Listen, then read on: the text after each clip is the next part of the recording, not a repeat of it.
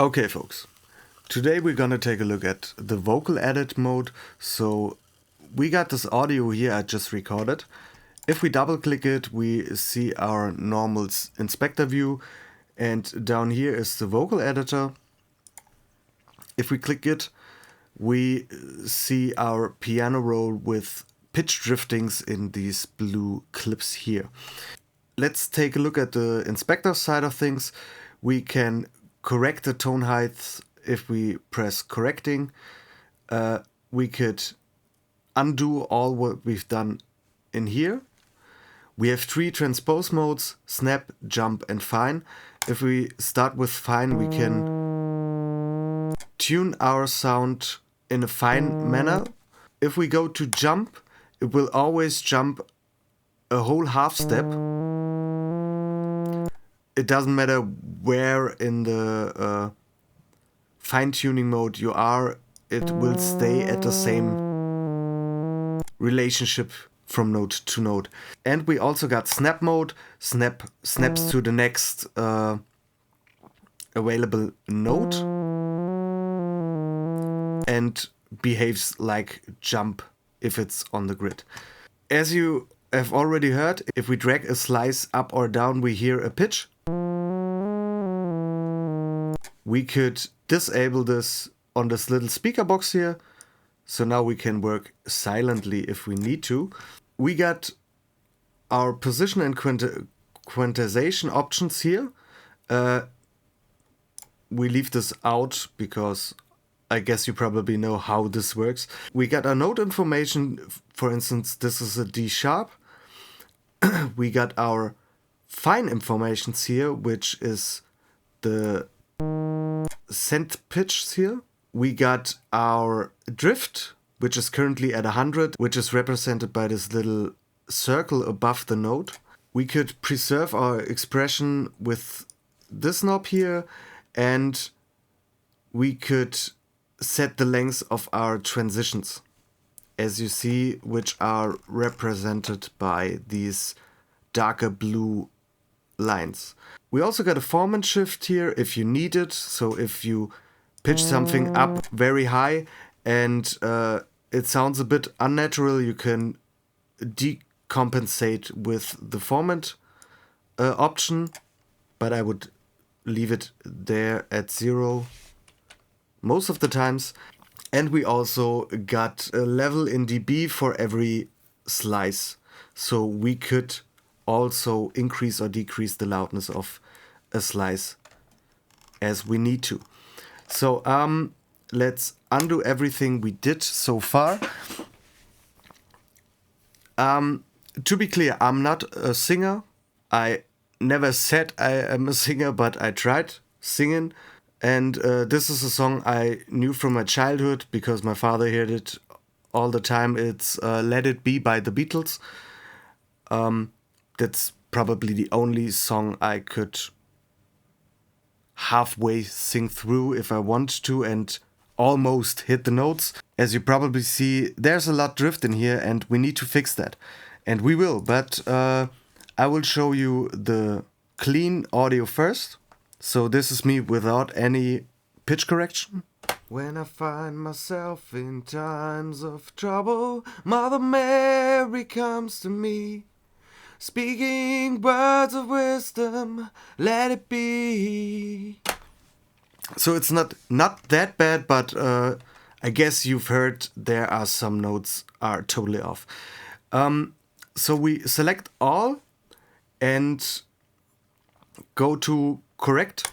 If we know the key of our song, we could now try to find notes that aren't in the key of our song. For instance, this D sharp here isn't in the scale.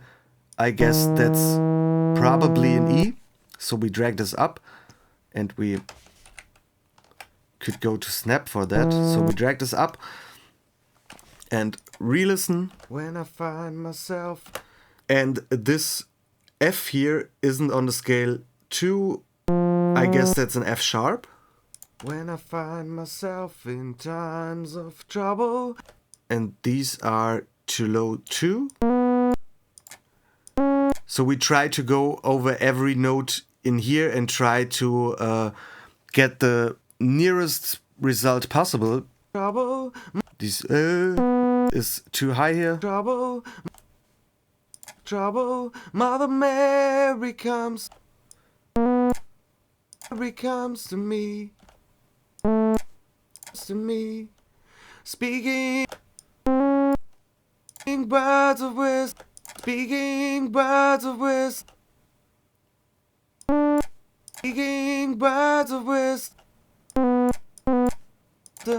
Speaking words of wisdom. Oh. Speaking words of wisdom. Speaking words of wisdom. Let it be. Speaking words of wisdom. Let it be. Speaking words of wisdom. Let it be. Let it be. When I find myself in times of trouble, Mother Mary comes to me. Speaking words of wisdom, let it be. So that sounds pretty good right now, but we can also do more. We could select all our notes and drag this little ball down to right about the half of the song, and as you see, this decreases our fluctuations in the sample. So instead of being around E and F, we decrease our vibrato span and drop this to an E, as it should be. So let's hear this now. When I find myself in times of trouble, Mother Mary comes to me. Speaking words of wisdom, let it be. If you still have notes that are a little bit too wonky, you could always cut if a note goes too high and repitch it. So let's hear this again. When I find myself in time.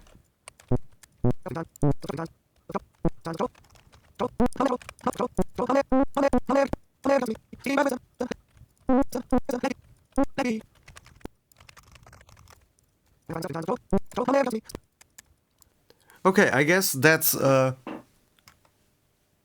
all I can do here with this recording, but let's talk a little bit more about the functions.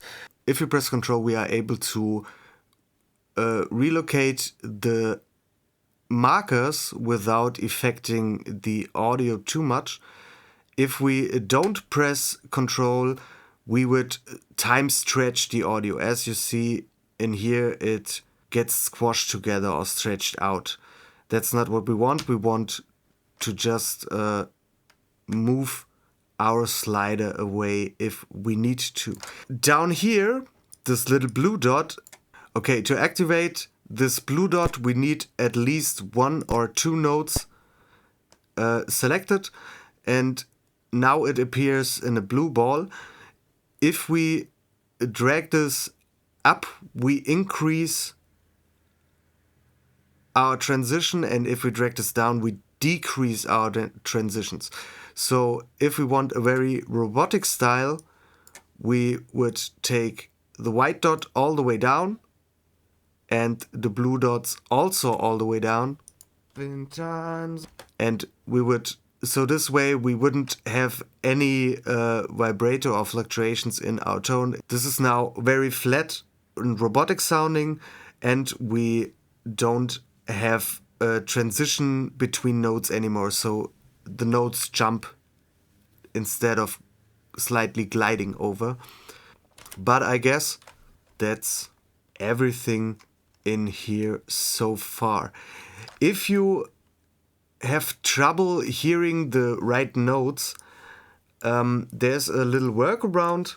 You could always import Neptune or another Autotune plugin, set it to your desired key, and now you see in this piano roll here, or in this piano display here, you see which notes are actually in the key of your song. And now you could relocate this a little bit and see, are these the same notes that are in the key of your song? If you don't know much about music theory, this helps a lot for beginners. And if you crank this correction speed knob, you would also hear if a note is very off, because Neptune or any other autotune would be pushed out of tune by a vocal, and you would hear that. I guess that's all for today. I hope you learned something. I hope you enjoyed what I did. If you liked it, make sure to subscribe and leave a like or make a comment down below. Have a nice day. See you next time. Bye.